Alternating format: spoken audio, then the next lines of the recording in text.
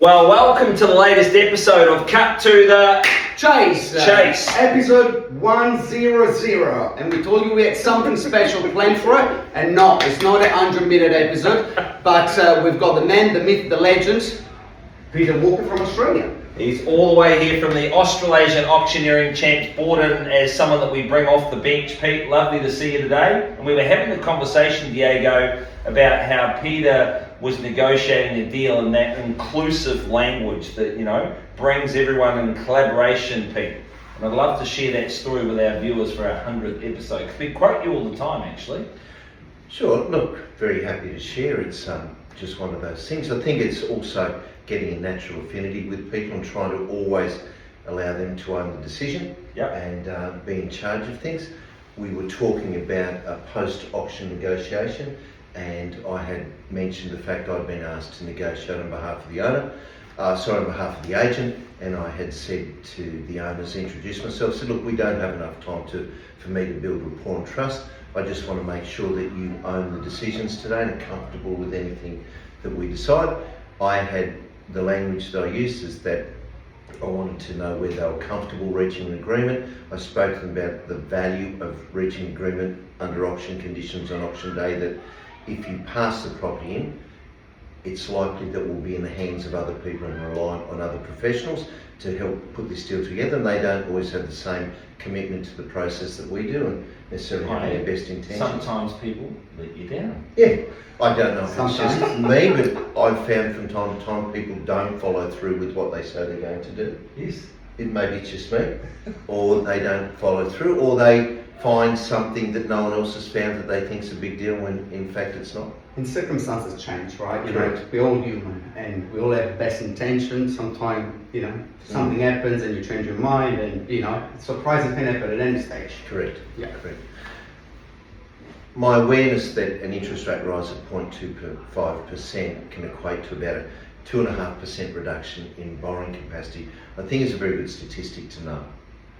I was saying to the owners that I placed 2.5% in value in being able to reach agreement and sign a contract under auction conditions. So having that in the back of my mind and aware of what the value of the property is a good number to be aware of. At $1 million, that's about $25,000. And sometimes that can help put a deal together.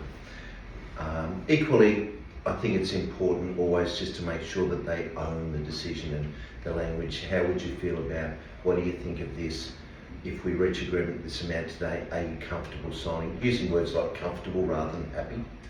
Because, you know, people can be comfortable but not necessarily happy.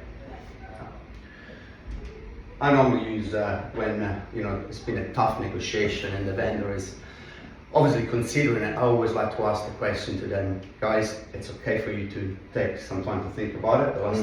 The last thing I want is for you to wake up tomorrow and regret the decision. So as long as you're happy and tomorrow you're still going to be happy, let's sign. If you don't think you might be happy tomorrow morning and regret it, maybe you should consider it further. And then that gives them a little bit more breathing time, and they feel that I'm not putting pressure on them because I never do. And sometimes works. One of the things, even in this conversation, I find when you let people blow out their sales, when you let people talk, and, you know, sometimes as agents, you use it as agent breath, where we cut them off and we don't give them their moment. And you know, it's always about making sure that they're the decision maker and the rock star, isn't it? Absolutely. It's about them. It's about them, it's about the house, it's the house, the money, their decision. Yeah. A big thing that I'm always using in any of my dialogue is a reference to the market. And my commentary is commonly in this market.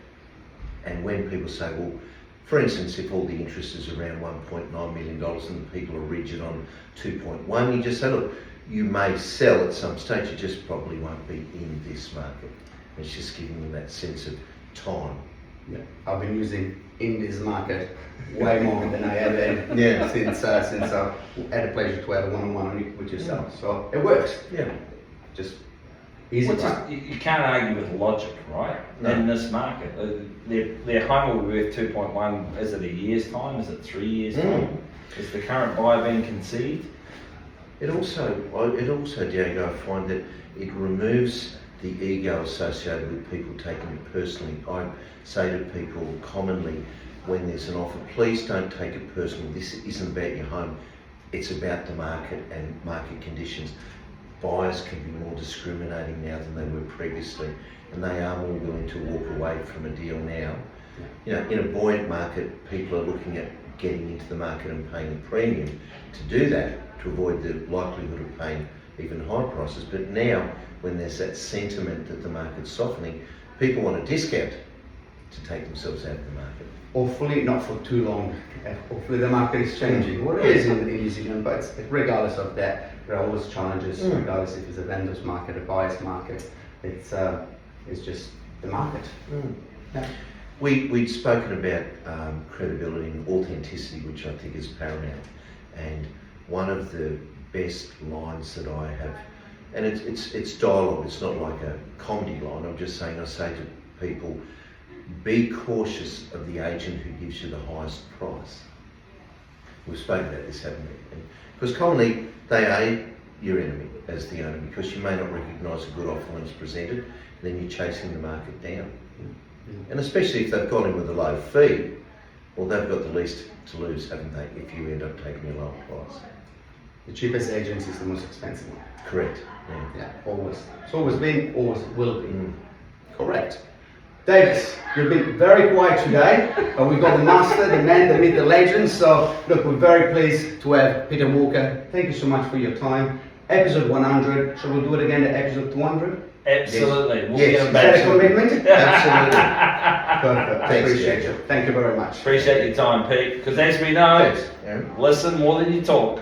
Cut to the chase, episode 100. Thanks for watching.